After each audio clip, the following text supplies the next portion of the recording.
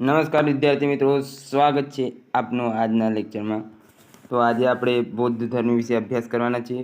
થોડા કારણોસર આ લેક્ચર થોડુંક લેટ થાય છે, પરંતુ વાંધો નહીં, આજે આપણે એમના વિશે વિગતવાર અભ્યાસ કરીશું।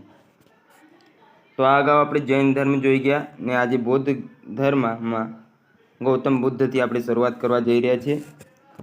તો એશિયાના જ્યોતિપુંજ એટલે લાઈફ ઓફ એશિયા નામથી જાણીતા બુદ્ધનો જન્મ ઈસવીસન પૂર્વે 566માં નેપાળની તરાઈમાં કપિલવસ્તુ નગર પાસે લુંબિની વનમાં વૈશાખ પૂર્ણિમાના દિવસે થયો હતો।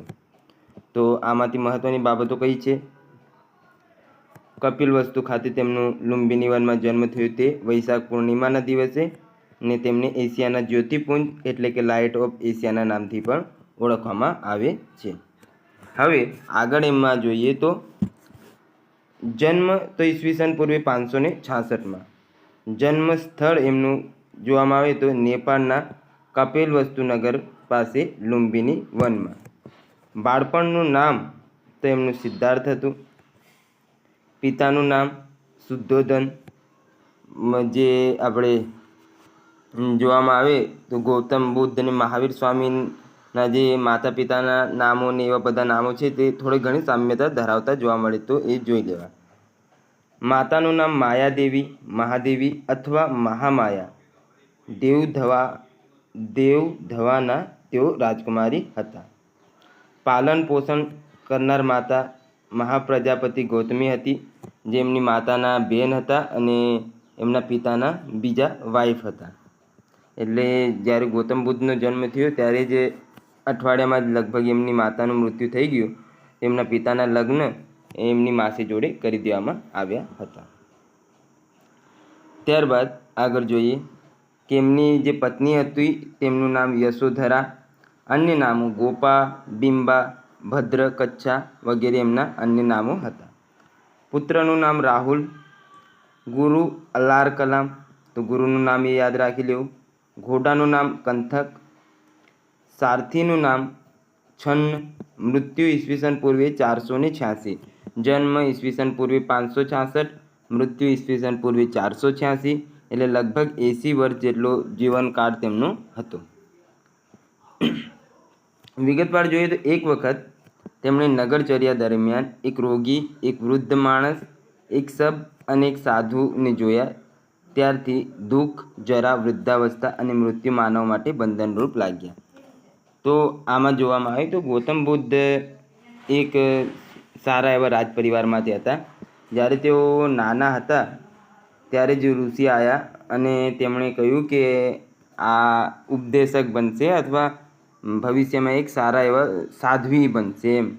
તો એમના પિતાને ચિંતા થવા લાગી કે એકનો એક મારો પુત્ર છે ને ઉપરથી ભવિષ્યમાં સાધ્વી બની જશે, એ પણ ઉત્તમ કક્ષાનો। તો એમણે જે પણ શક્ય બન્યું તે બધા પ્રયાસો કર્યા, તેમને સંસારથી જ દૂર કરી દીધું, એટલી બધી સારી સુવિધાઓ આપી કે એમને લાગે ના કે સંસારમાં આ બધું હોય છે। તેમ છતાં એક દિવસ એવું થયું કે તેઓ નગરમાં ફરતા હતા, તો ત્યાં સૌપ્રથમ એમની નજર એક રોગી વ્યક્તિ પર પડી। તો તેમણે જોયું કે એક રોગી વ્યક્તિ છે, જ્યારે તેઓ તો રોગથી અજાણ જ હતા કારણ કે એટલી સુવિધા હતી।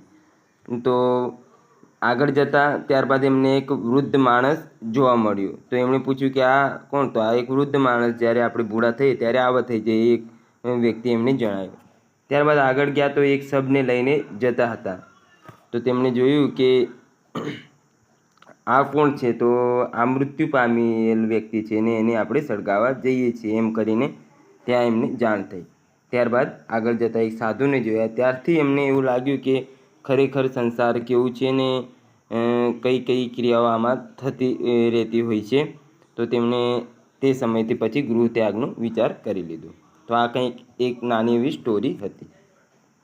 તેમણે 29 વર્ષની ઉંમરે સંસારનો ત્યાગ કર્યો। ઇતિહાસમાં આ બનાવ મહાભિનિષ્ક્રમણ તરીકે ઓળખાય છે। સારનાથ ખાતે તેઓ પ્રથમ ઉપદેશ આપે તેને ધમ્મચક્ર પ્રવર્તક કહેવાય, ઘર છોડ્યું તેને મહાભિનિષ્ક્રમણ કહેવાય, ને જ્યારે મૃત્યુ પામ્યા ત્યારે એમને મહાપરિનિર્વાણ, એટલે આ 3 શબ્દો યાદ રાખી લેવા: ધમ્મચક્ર પ્રવર્તક, મહાભિનિષ્ક્રમણ ને મહાપરિનિર્વાણ।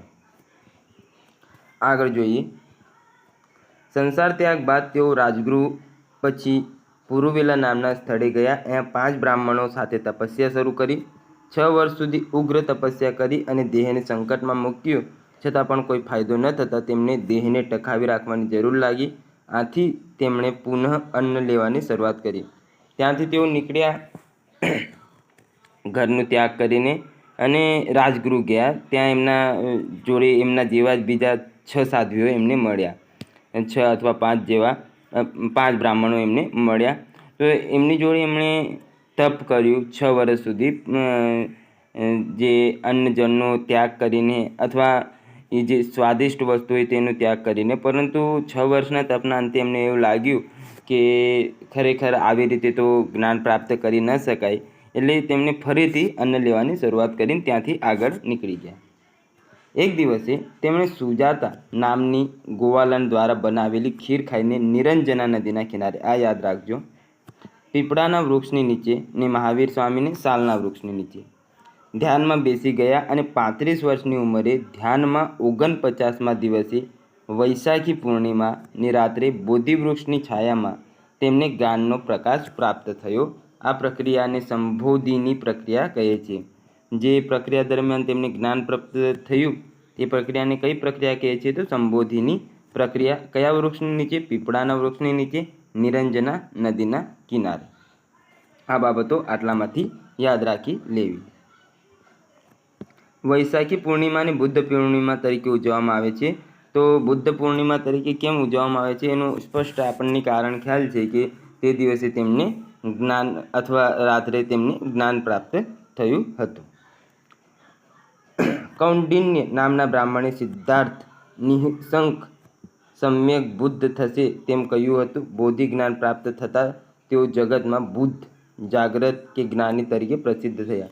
આપણે આગળ જોયું કે કૌંડિન્ય નામના બ્રાહ્મણે જ એમના જન્મ સમયે એવું કીધું હતું કે સિદ્ધાર્થ આમ બુદ્ધ થશે એમ. એટલે જ એમના પિતાએ એમને સંસારથી દૂર કરવાનું શરૂ કર્યું હતું. ઉરુવેલા બોધિ ગયાથી બુદ્ધ સારનાથ એટલે ઋષિપત્નમ આવ્યા. સારનાથના ડિયર પાર્ક ખાતે 5 બ્રાહ્મણ સંન્યાસીઓને પાલી ભાષામાં પ્રથમ ઉપદેશ આપ્યો, જેને બૌદ્ધ ગ્રંથોમાં ધર્મચક્ર પ્રવર્તન નામથી ઓળખવામાં આવે છે. શરૂઆતમાં જેમને જે 5 બૌદ્ધ બ્રાહ્મણો તો ના કહેવાય, બ્રાહ્મણો મળ્યા હતા, તેમને સૌપ્રથમ આવીને ઉપદેશ આપ્યો. ને સૌપ્રથમ ઉપદેશ એમણે ક્યાં આપ્યું? તો સારનાથ ખાતે આવીને આપ્યું. ને તેને શું કહેવામાં આવે છે? તો ધર્મચક્ર પ્રવર્તન. ભગવાન બુદ્ધે પોતાના જીવનકાળ દરમિયાન સૌથી વધારે ઉપદેશ કૌશલ્ય રાજધાની શ્રાવસ્તીમાં આપ્યા હતા. સૌપ્રથમ ઉપદેશ સારનાથ ખાતે ને સૌથી વધુ કહેવામાં આવે તો શ્રાવસ્તીમાં. તેઓ શાક્ય જાતિના હોવાથી શાક્ય સિંહ કે શાક્ય મુનિ પણ કહેવાયા. બૌદ્ધ સાહિત્યમાં તેમને તથાગત અને શાસ્તા શબ્દોથી પણ સંબોધિત કરવામાં આવ્યા છે. ગોત્રનું નામ ગૌતમ, તેઓ ગૌતમ બુદ્ધ કહેવાયા. તેમનું નામ ગૌતમ હતું તેથી તેમને ગૌતમ બુદ્ધ કહેવામાં આવ્યા. ધાર્મિક સરઘસનો પ્રારંભ સૌપ્રથમ બૌદ્ધ ધર્મ દ્વારા શરૂ કરવામાં આવ્યો હતો. આ એક મહત્વની ડિટેલ છે, તે જોઈ લેવી. હવે જોઈએ મહાપરિનિર્વાણ. મહાત્મા બુદ્ધે પોતાના જીવનનો અંતિમ સમય હિરણ્યવતી નદીના કિનારે પોતાના શિષ્ય આનંદ સાથે પસાર કર્યો હતો અને અંતિમ ઉપદેશ કુશીનારા ખાતે સુબધને આપ્યો હતો. તો ક્યાં? હિરણ્યવતી નદીના કિનારે. અને કોની સાથે? એમના પ્રિય શિષ્ય આનંદ સાથે પસાર કર્યો હતો. તેઓ ઈસવીસન પૂર્વે 486માં 80 વર્ષની વયે મલ્લ ગણરાજ્યના પાટનગર કુશીનારામાં નિર્માણ પામ્યા. તો એમનું નિર્માણ ક્યાં થયું? કુશીનારા ખાતે. આ સ્થળની ઓળખ પૂર્વ ઉત્તર પ્રદેશના દેવરિયા જિલ્લાના કસિયા નામના ગામથી કરવામાં આવી છે, જેને મહાપરિનિર્વાણ તરીકે ઓળખવામાં આવે છે. મહાપરિનિર્વાણ એટલે મૃત્યુ, મહાભિનિષ્ક્રમણ એટલે ઘર છોડ્યું તે, અને ધમ્મચક્ર પ્રવર્તન તે આપણે સૌપ્રથમ ઉપદેશ આપ્યું તે. એનસીઆરટી મુજબ ઈસવીસન પૂર્વે 483માં તેઓ નિર્માણ પામ્યા હતા, જ્યારે અહીંયા 486 લખેલ છે. તો બુકો પ્રમાણે કંઈક થોડું ઘણું ડેટામાં ડિફરન્સ રહેતો હોય છે. હવે આ પરિનિર્વાણ કેવી રીતે પામ્યા તેમાં એક નાની એવી સ્ટોરી છે કે એક વખત તેઓ જ્યારે પરિનિર્વાણ પામ્યા એના 10-15 દિવસ અગાઉ કોઈ જૈન ધર્મનું સ્થળ, હાલ તો ખ્યાલ નહીં આવતું, ત્યાં ગયા હતા. તો ત્યાં તેમને આગતા સ્વાગતા કરવામાં આવ્યું, વ્યવસ્થિત રીતે રાખવામાં આવ્યું. જ્યારે તેમને ભોજન આપવામાં આવ્યું ત્યારે કારણ કે જૈન ધર્મ હતું ને એમનું જે મુખ્ય કેન્દ્ર હતું ત્યાં જ આવો ઉપદેશ આપવા ગયા હતા ગૌતમ બુદ્ધ. તો તેમને બની શકે કે ઈર્ષાના કારણે તો ભોજનમાં એમને જે ઝેરીલું મશરૂમ આવે તે આપી દેવામાં આવે. મશરૂમ એટલે કે પેલું આપણે બિલાડીના ટોપ જેવું શું આવે હવે ખ્યાલ આવતું નથી, પરંતુ એવો જ મશરૂમ જ કહેવામાં આવે તે આપી દેવામાં આવ્યું ને અંતે 6-7 દિવસના અંતે તેમનું મૃત્યુ થયું. તો આવી કંઈક સ્ટોરી જોડાયેલ છે એમના પરિનિર્વાણ સાથે. હવે બૌદ્ધ ધર્મના સિદ્ધાંતો જોઈએ તો બૌદ્ધ ધર્મના મુખ્ય 3 અંગો બુદ્ધ, સંઘ અને ધમ્મ. જેને બુદ્ધમાં ના શરણ મળે તે સંઘમાં જાય, સંઘમાં ના મળે તે ધમ્મમાં જાય. ને એના આધારે 3 વાક્યો પણ છે: બુદ્ધમ શરણમ ગચ્છામિ, ધમ્મમ શરણમ ગચ્છામિ અને સંઘમ શરણમ ગચ્છામિ. બુદ્ધના શરણમાં જઈએ, ધમ્મના શરણમાં જઈએ અને સંઘના શરણમાં જઈએ. આનું કંઈક આવું ભાષાંતર થાય છે. તો બુદ્ધ અનુસાર સૃષ્ટિ દુઃખમય છે, કે આ આપણો જે સંસાર છે તેમના અનુસાર દુઃખમય છે, એમ નાશવંત છે અને તુચ્છ છે. નાશવંત એટલે વિનાશ થવાનું જ છે આનું, ને તુચ્છ એટલે આમ કહેવાય ને કે સારું નથી, એમ તુચ્છ એટલે ખરાબ છે એમ. તેઓ મનુષ્યો દ્વારા રચવામાં આવેલ વેદો અને ઈશ્વરીય સત્તામાં વિશ્વાસ રાખતા નથી. જે પણ આપણા 4 વેદો ઋગ્વેદ, યજુર્વેદ, સામવેદ, અથર્વવેદ છે અને ઈશ્વરની માન્યતાથી બૌદ્ધ ધર્મ દૂર રહેલ જોવા મળે છે. તેમના મત મુજબ સમાજનું નિર્માણ ઈશ્વરે નહીં પરંતુ માનવીઓએ કર્યું છે. આ સંસારની રચના ઈશ્વર દ્વારા નહીં પરંતુ માનવીઓએ જૂથ બનાવીને કરેલ છે એવું બૌદ્ધ ધર્મ માને છે. આથી તેમણે રાજાઓ અને વણિકોને દયાળુ અને નૈતિક બનવાની સલાહ આપી. એમણે રાજાઓને જે વણિકો હતા તેમને નૈતિક બનવાની સલાહ આપી, જેથી તેઓ નૈતિક બને તો સંસાર એ નૈતિક આવે. કારણ કે રાજાઓ સારા હોય તો પ્રજા વ્યવસ્થિત રહી શકે, અને વણિકો એ સારા હોય તો દાન ધર્મ કરે તો સંસાર સુખમય થોડું ઘણું બની શકે. તેમના અનુસાર એક વસ્તુના વિનાશ પછી બીજી વસ્તુની ઉત્પત્તિ થાય છે. એટલે કે દરેક ક્રિયાઓ એક ક્રિયા સાથે બીજી ક્રિયા સંકળાયેલી છે. દરેક ઘટના પાછળ કાર્ય-કારણનો સિદ્ધાંત છે. આ કાર્ય-કારણ સિદ્ધાંતને પ્રતીત્ય સમુત્પાદ કહે છે. તો આ કાર્ય-કારણને શું કહેવાય? પ્રતીત્ય સમુત્પાદ તરીકે ઓળખવામાં આવે છે. બૌદ્ધ પરંપરા અનુસાર બુદ્ધનો તેમના શિષ્યોને અંતિમ નિર્દેશ હતો કે તમે બધા તમારા માટે પ્રકાશ બનો, કારણ કે તમારે જાતે જ પોતાની મુક્તિનો માર્ગ શોધવાનો છે. તો ભગવાન બુદ્ધે અથવા સ્વામી બુદ્ધે આમ કહીએ આપણે તેઓ આપ્યું, એમના શિષ્યો હતા તો એમને જણાવ્યું હતું કે આપણે જ આપણા સ્વયં દીપો ભવ, પોતાના દીપક આપણે પોતે જ બનવું પડશે ને પોતે જ મુક્તિનું જે માર્ગ શોધવું પડશે. તમને કોઈ મુક્તિ અપાવવાનું નહીં, જાતે જ એના માટે બધા કાર્યો જે એમણે દર્શાવ્યા તે કરવા પડશે. બૌદ્ધ ધર્મમાં ઈચ્છાઓ અને વાસનાઓથી છુટકારો અને જન્મ મૃત્યુના બંધનમાંથી મુક્તિ મેળવવા માટે નિર્માણ એટલે પાપોથી મુક્તિ મેળવવાનું કહેવામાં આવ્યું છે.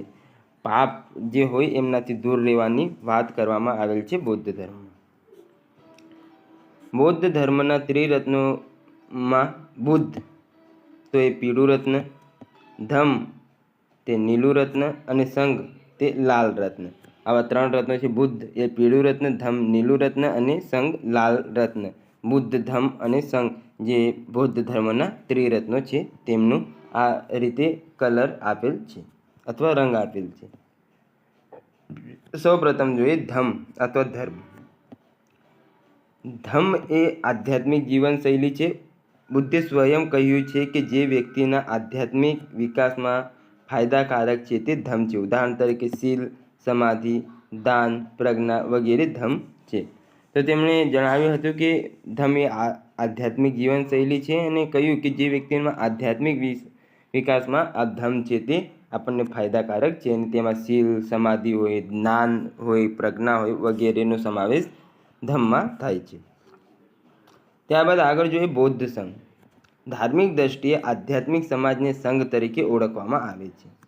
સંઘનો અર્થ સમૂહ, સંગઠન અથવા સભા એવો થાય છે. તો સંઘનો અર્થ શું થાય? સમૂહ, સંગઠન અથવા સભા. મહાવીર તથા બુદ્ધ બંનેનું માનવું હતું કે ગૃહ ત્યાગ કરવા પર જ સાચા જ્ઞાનની પ્રાપ્તિ થઈ શકે છે. ગૃહ ત્યાગ કરેલ લોકો એક સાથે રહી શકે તે માટે સંઘની રચના કરવામાં આવી હતી.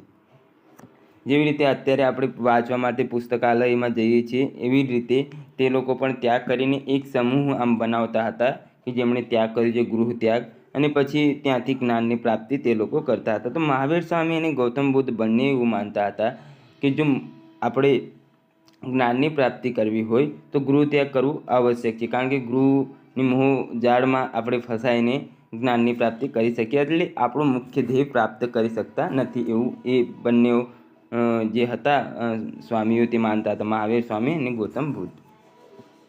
બૌદ્ધ સંઘમાં 15 વર્ષથી ઓછી વયના વ્યક્તિઓને તેમના માતા પિતાની અનુમતિ વિના તેમજ દાસ, સિપાહી, ઋણી, અપરાધી અને રોગીને પ્રવેશ આપવામાં આવતો ન હતો.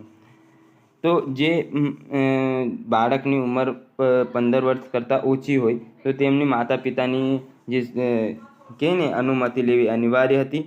કોઈના દાસ હોય, કોઈના નોકર હોય તેમને, સિપાહી હોય જે દેશની અથવા સરહદની રક્ષા કરતા હોય, ઋણી હોય એટલે કોઈ દેવું કરેલ હોય તે, અપરાધી એટલે કોઈ અપરાધ કરેલ હોય તેને, અથવા રોગી વ્યક્તિને પ્રવેશ આપવામાં આવતો નહોતો. આ કોઈ નીચે પહેલાંથી જ દબાયેલા હોય તો એ જ્ઞાનની પ્રાપ્તિ એટલે મુખ્ય ધ્યેય ત્યાં મેળવી અથવા જ્ઞાન મેળવી શકે એવા એમને એ લોકો ગણતા નહોતા, કારણ કે આ કંઈક ને કંઈક ઋણ અથવા કંઈક પીડાથી પહેલાં જ જોડાયેલ હોવાના કારણે.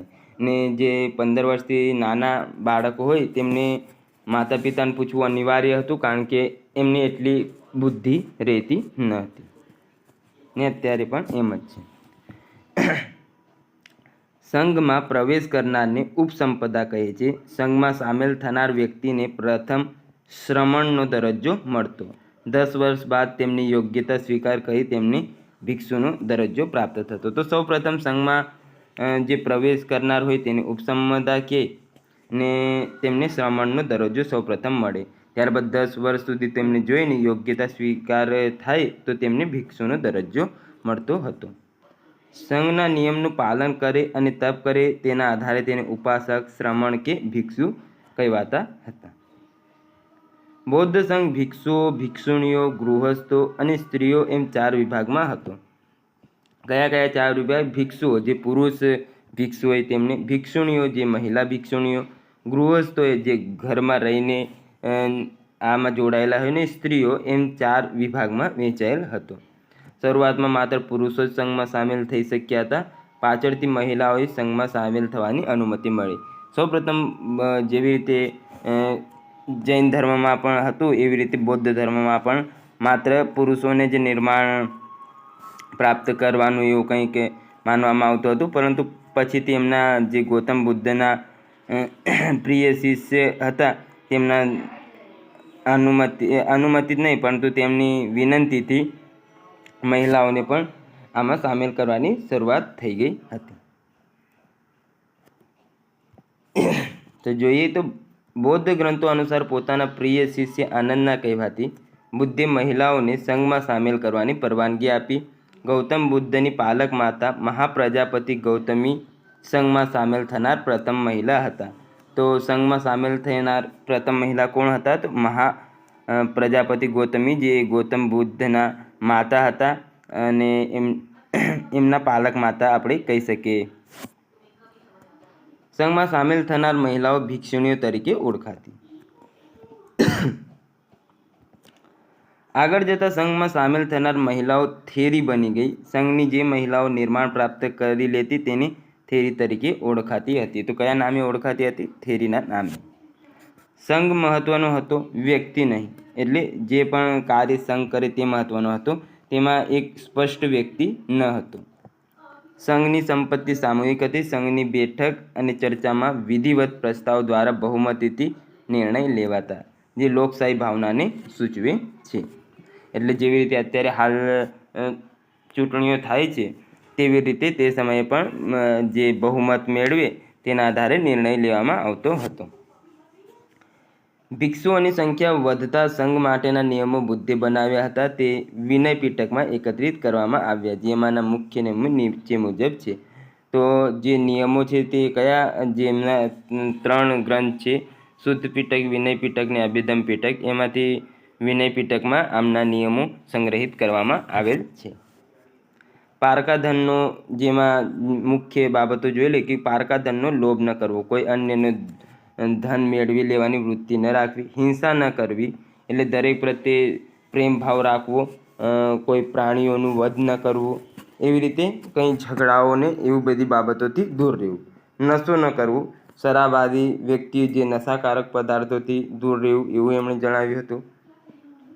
અસત્ય ન બોલવું એટલે સત્યના શરણમાં જવું, કોઈ પણ એવી ખોટી બાબતો થી દૂર રહેવું એમ, ને દુરાચારથી દૂર રહેવું એટલે ખરાબ આચરણ ન કરવું, બધાને માન સન્માનથી આદરવા એવી વાત.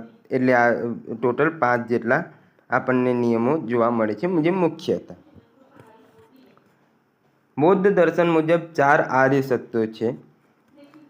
બુદ્ધે સમજાવેલા 4 આર્ય સત્ય બૌદ્ધ ધર્મના સિદ્ધાંત તરીકે જાણીતા છે, જેને સમ્યક દર્શક પણ કહેવામાં આવે છે. તો સમ્યક દર્શકમાં બૌદ્ધ ધર્મના 4 આર્ય સિદ્ધાંતોનો સમાવેશ થાય છે. તો તેમાં કયા 4 આર્ય સત્ય છે? તો સંસાર દુઃખમય છે, એટલે કે સંસારમાં દરેક જગ્યાએ દુઃખ જ છે, કોઈ વ્યક્તિ સુખી નથી એવું એમણે જણાવ્યું છે. દુઃખનું કારણ તૃષ્ણા છે, તૃષ્ણા એ દુઃખનું મુખ્ય કારણ છે. દુઃખનો નાશ તૃષ્ણાનો ત્યાગ છે. ત્યારબાદ અષ્ટાંગિક માર્ગ અપનાવવાથી તૃષ્ણાનો ત્યાગ થાય છે. એટલે એમણે 4 જે આર્ય સત્ય આપ્યા હતા કે સંસાર એ દુઃખમય છે, દુઃખનું કારણ તૃષ્ણા અથવા ઈચ્છા છે, દુઃખનો નાશ તૃષ્ણાનો ત્યાગ છે, અને અષ્ટાંગિક માર્ગ અપનાવવાથી તૃષ્ણાનો ત્યાગ થાય છે. એટલે કે અષ્ટાંગિક માર્ગ આપણે અપનાવીએ તો ઈચ્છાઓનો ત્યાગ થતો હોય છે. ને સમાજમાં કોઈ વ્યક્તિનું મુખ્ય કારણ ઈચ્છાઓ જ હોય. જો ઈચ્છાઓ જ નહીં રહે તો આપણને દુઃખ થવાનું નહીં, કારણ કે કોઈ તમને ઈચ્છા નહીં તો દુઃખ આવવાનું છે જ નહીં. હવે અહીં અષ્ટાંગ માર્ગ વિશે વાત કરેલ છે. તો અષ્ટાંગ માર્ગ, તૃષ્ણાનો ત્યાગ કરવા ભગવાન બુદ્ધે અષ્ટાંગિક માર્ગ બતાવ્યો, જેના દ્વારા નિર્માણ પદ મેળવી શકાય. અષ્ટાંગિક માર્ગ એ મધ્યમ માર્ગ પણ કહેવાય છે. તો જે અષ્ટાંગિક એટલે એમાં 8 સિદ્ધાંતો તેમણે આપ્યા હતા, જેને મધ્યમ માર્ગ તરીકે પણ ઓળખવામાં આવે છે. કારણ કે અત્યંત ભોગવિલાસ અને સંપૂર્ણ ત્યાગ વચ્ચેનો તે માર્ગ છે. મનુષ્ય પોતાના કર્મથી જ સંસારમાં દુઃખોથી મુક્તિ અથવા નિર્માણ પદ મેળવી શકે છે, તેવું તેમણે સૌપ્રથમ આમાં જણાવ્યું હતું કે અષ્ટાંગ માર્ગ તે મધ્યમ માર્ગ છે, અને અત્યંત જે ભોગવિલાસ અને સંપૂર્ણ ત્યાગ વચ્ચેનો આ માર્ગ છે. મનુષ્ય જે પોતાના સારા કર્મો કરે છે ત્યાંથી જ તે સંસારના જે દુઃખો છે તેમાંથી મુક્તિ મેળવી શકે છે અથવા નિર્માણ પ્રાપ્ત કરી શકે છે, એવું તેમણે જણાવ્યું હતું. સમ્યક દ્રષ્ટિ, સમ્યક સંકલ્પ, સમ્યક વાણી, સમ્યક એટલે સારું, યાદ રાખવું, સારી દ્રષ્ટિ, સારા સંકલ્પ, સારી વાણી, સમ્યક આચરણ વ્યવહાર એટલે સારો આચરણ અથવા વ્યવહાર, સમ્યક સાધન આજીવિકા, સમ્યક પ્રયાસ કર્મ સારા કર્મો, સમ્યક સ્મૃતિ અને સમ્યક ધ્યાન એટલે સારું ધ્યાન અથવા સમાધિ અષ્ટાંગિક માર્ગના સ્વરૂપ છે. ત્યારબાદ આગળ જોઈએ તો બુદ્ધ એક મહાન સુધારક તરીકે, તો બુદ્ધે ઈશ્વરવાદ અને આત્માવાદને જાકારો આપી કર્મવાદને મહત્વ આપ્યો હતો. તો તેમણે કહ્યું હતું કે ઈશ્વર જેવું કંઈ છે નહીં અને આત્મા જેવું પણ કંઈ રહેતું નથી. તેમણે જણાવ્યું હતું કે જેવા તમે કર્મો કરશો એવા ફળ મળશે, એના ફળ સ્વરૂપ તમને મુક્તિ મળશે, એવું ગૌતમ બુદ્ધે જણાવેલ હતું. બુદ્ધે કર્મકાંડો, પશુ બલિ, ઉચ્ચ નીચના ભેદભાવોનો તેમજ વર્ણ વ્યવસ્થાનો વિરોધ કર્યો હતો. તેમણે કર્મકાંડો એટલે જે આપણે સંસારમાં ખરાબ કર્મો કરીએ છીએ, પશુ બલિ એટલે પશુ પ્રાણીની હત્યા કરીએ છીએ એટલે અહિંસા જ કરીએ છીએ.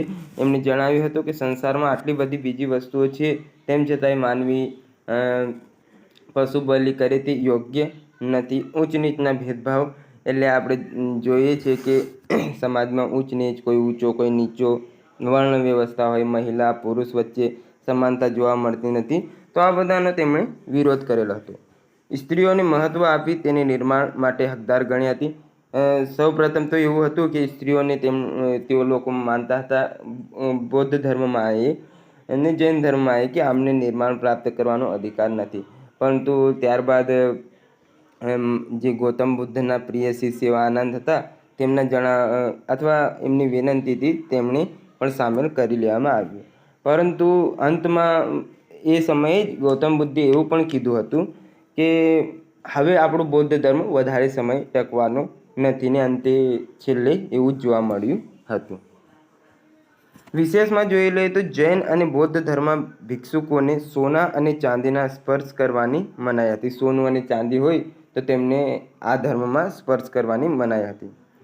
તેઓને દાતાઓ પાસેથી જરૂરિયાત પૂરતું જ ગ્રહણ કરવાની છૂટ હતી. એટલે કે આપણને બૌદ્ધ ધર્મ એવું હતું કે જૈન ધર્મમાં કે દાતા, ધારો કે આપણે ત્યાં કોઈ ભિક્ષુક આવે ને જરૂરિયાત પૂરતું એટલે આજ થઈ રહે એ પૂરતું જ એમણે દાન પણ લેવાની અનુમતિ હતી. જરૂર કરતાં વધારે દાન કે આપણે કહીએ કે 15 દિવસ ખાજો તો એવું જ દાન પણ લેવાની એમની મનાઈ હતી. કારણ કે આવું કરે તો પછી તે લોકો આમ આળસુ થઈ જાય ને આળસુ થયા બાદ આપણે કહીએ કે જે આપણે મુક્તિ મળી શકીએ તેમ ન હોય ને ભોગવિલાસમાં તેઓ પાછા ફરવા માંડે. એટલે જરૂરિયાત પૂરતું તેમને લેવાનું આગ્રહ કરવામાં આવેલ હતો. તેઓએ ગંગાના મેદાનમાં વિકસિત ભૌતિક સુખ સુવિધાનો વિરોધ કર્યો હતો. જે ગંગાના ક્ષેત્રમાં ભૌતિક સુખ સુવિધાઓ વિકસી હતી તેમણે વિરોધ કર્યો હતો. હવે એમાં આગળ જોઈએ તો આ કોષ્ટક મિત્રો જોઈ લો. આ ઘણો મહત્ત્વનો કોષ્ટક છે. તે આપણે થોડોક સમય લાગશે આમાં પણ વ્યવસ્થિત રીતે ગોખી કાઢીશું. તો એમાં જોઈએ કે બૌદ્ધ સંગીતીઓ અથવા ધર્મ પરિષદો. તો બૌદ્ધ ધર્મના પ્રચાર પ્રસાર માટે 4 બૌદ્ધ સંગીતીઓનું આયોજન કરવામાં આવ્યું હતું. તો બૌદ્ધ સંગીતીઓ કેટલી હતી? તો તે હતી 4. હવે આ મારે તમને યાદ જ કરાવી દેવાનું છે એટલે થોડોક ટાઈમ લાગશે, પરંતુ મોડે થઈ જાય એટલે ટેન્શન નહીં. પ્રથમ બૌદ્ધ સંગીતી ઈસવીસન પૂર્વે 483.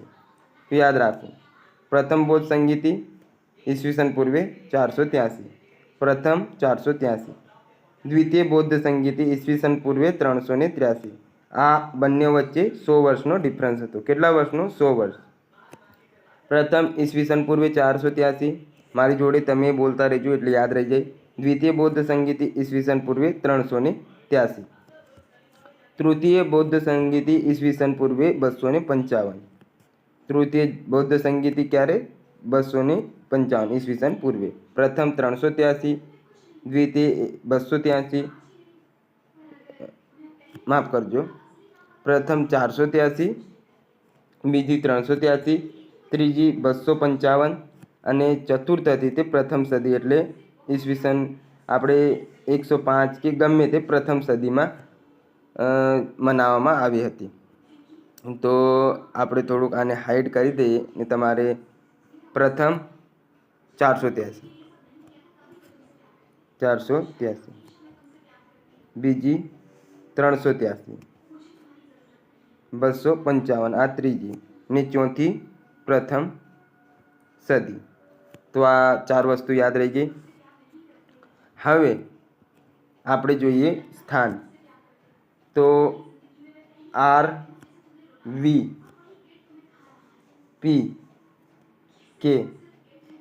આ તો યાદ રહી જાય મૂવી પરથી ને તો RVPK એવી રીતે યાદ રાખવાનું છે. પ્રથમ રાજગૃહ, બીજી વૈશાલી, પીકે એટલે પાટલીપુત્ર અને કુંડલવન જે કાશ્મીરવાળું છે. કુંડલ ગ્રામ નહીં, મહાવીર સ્વામીનું જન્મસ્થળ થઈ જાય તો એ નહીં, કુંડલવન. સૌ પ્રથમ રાજગૃહ, વૈશાલી, પાટલીપુત્ર, કુંડલવન. પ્રથમ 483, બીજી 383 અને ત્રીજી 255 ને ચોથી પ્રથમ સદીમાં. રાજગૃહ, વૈશાલી, પાટલીપુત્ર અને કુંડલવન ખાતે. આ મહત્વનો કોષ્ટક છે, પૂછાય છે પ્રશ્ન, એટલે થોડોક આમાં ટાઈમ આપણે આપવો જ પડશે. રાજગૃહ વૈશાલી પાટલીપુત્ર કુંડલવન, રાજગૃહ વૈશાલી પાટલીપુત્ર કુંડલવન કાશ્મીરમાં. ચાલો આ કહી લઈએ. હવે કોષ્ટક થોડુંક. પ્રથમ 483 રાજગૃહ, ચાલો યાદ રહી ગયું. બીજી 383 વી વૈશાલી, ઓકે. ત્રીજી 255 પીકે પાટલીપુત્ર, ને ચોથી પ્રથમ સદી કુંડલ વન કાશ્મીર વાળું. યાદ રહી ગયું. તો આશા છે આ 8 બાબતો યાદ રહી ગઈ. હવે આ અધ્યક્ષ યાદ રાખવાના છે આપણે.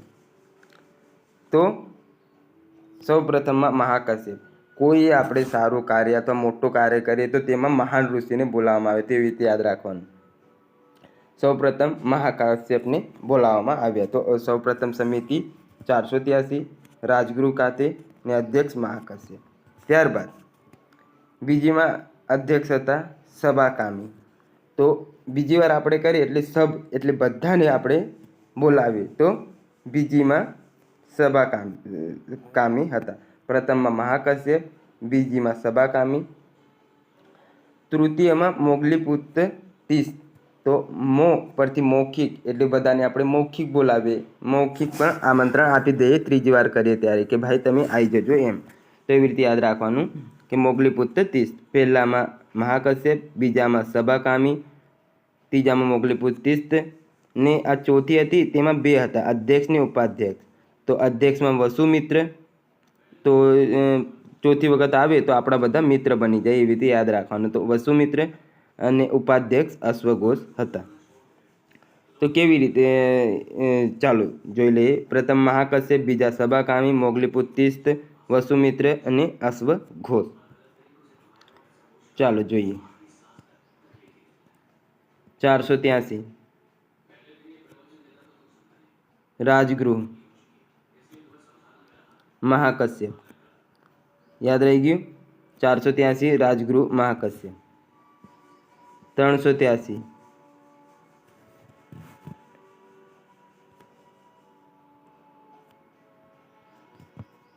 ચાલો 383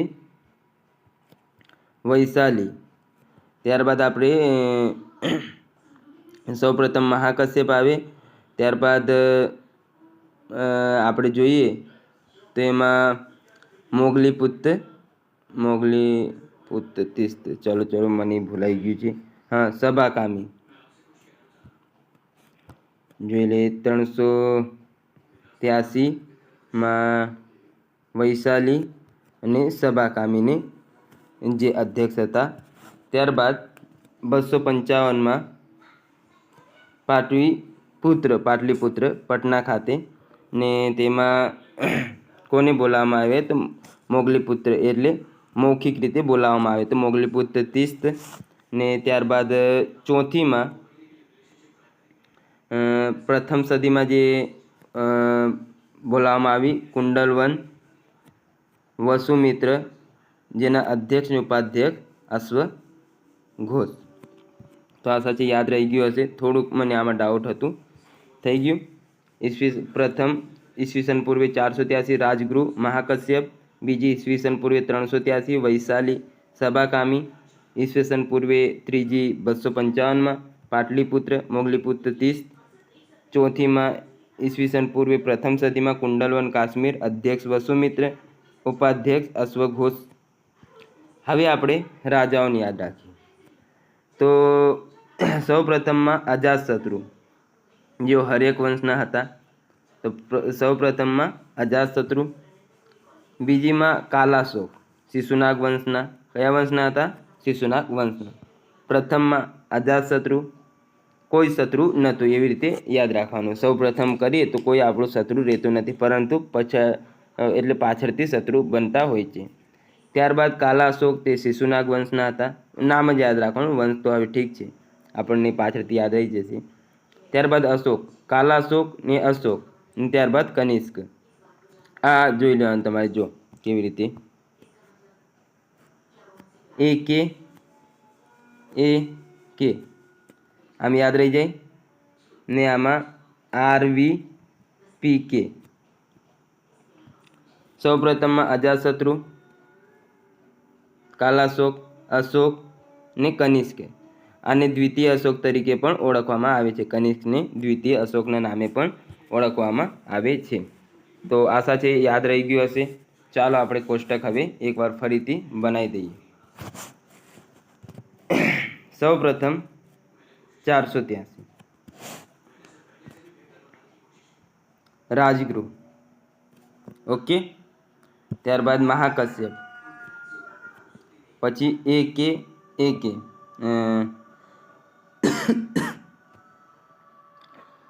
તો અજાતશત્રુ. ચાલો 483 રાજગૃહ, મહાકશ્યપ, અજાતશત્રુ. ત્યારબાદ બીજી જોઈએ 383 વૈશાલી, સબાકામી ને આપણે જે રાજા હતા તે અજાતશત્રુ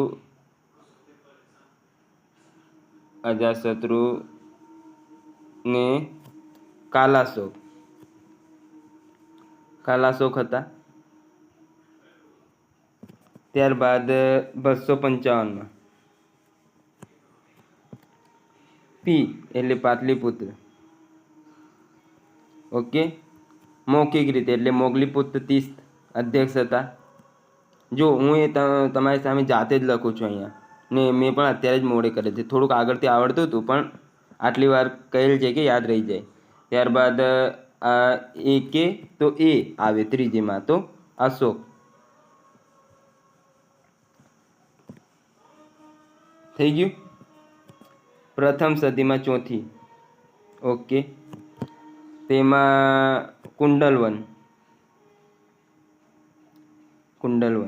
ઓકે. તેમાં વસુમિત્ર એટલે બધા મિત્ર બની જાય તો વસુમિત્ર અધ્યક્ષ ને ઉપાધ્યક્ષમાં અશ્વઘોષ હતા. ને એના જે રાજા હતા તે કોણ હતા? કનિષ્ક અથવા દ્વિતીય અશોક પણ આપણે કહીએ છીએ. AK તો આ કનિષ્ક આવી જાય ચોથું. તો આશા છે આટલું તમને યાદ રહી ગયું હશે કોષ્ટક. એ પ્રથમ હતી તેમાં સૂત પીટકની રચના આનંદ દ્વારા અને વિનય પીટકની રચના ઉપાલી દ્વારા કરવામાં આવી. સૂત પીટકની રચના કોના દ્વારા? આનંદ દ્વારા. અને વિનય પીટકની રચના કોના દ્વારા? તો ઉપાલી દ્વારા. બૌદ્ધ સંઘ બીજીમાં બૌદ્ધ સંઘ બે ભાગો સ્થવિર એટલે વડોના આજ્ઞાકારી અને મહાસંઘી એટલે મહાન સમુદાયના સભ્યોમાં વહેંચાઈ ગયો. કયા કયા બે ભાગમાં? સ્થવિર એટલે વડીલોના આજ્ઞાકારી અને મહાસંઘિક એટલે મહાન સમુદાયના સભ્યોમાં વહેંચાઈ ગયો. ત્યારબાદ ત્રીજીમાં મોગલીપુત્ર તીસ્ત દ્વારા અભિધમ્મ પીટકનું સંકલન કરીને ત્રિપીટક ગ્રંથ બનાવવામાં આવ્યું. તો મેન બાબતો આ છે. સૂત પીટક ને વિનય પીટકની રચના સૂત આનંદ દ્વારા, વિનય ઉપાલી દ્વારા. બૌદ્ધ સંઘ બે ભાગમાં, બીજીમાં સ્થવિર અને મહાસંઘિકમાં. ત્રીજીમાં મોગલીપુત્ર તીસ્ત દ્વારા ત્રિપીટક, ત્રીજીમાં ત્રિપીટક એવી રીતે યાદ રાખવું. તીસ્ત દ્વારા ત્રિપીટક ગ્રંથ બનાવવામાં આવ્યું. ને ચોથીમાં વસુમિત્ર દ્વારા વિભાષા શાસ્ત્રનું સંકલન થયું. બૌદ્ધ ધર્મ હીનયાન અને મહાયાનમાં વિભાજિત થઈ ગયું હતું. કોષ્ટક મહત્વનું છે, એકવાર જોઈ લઈએ હવે લાસ્ટ, ને પછી લેક્ચર અહીંયા સુધી રાખીએ.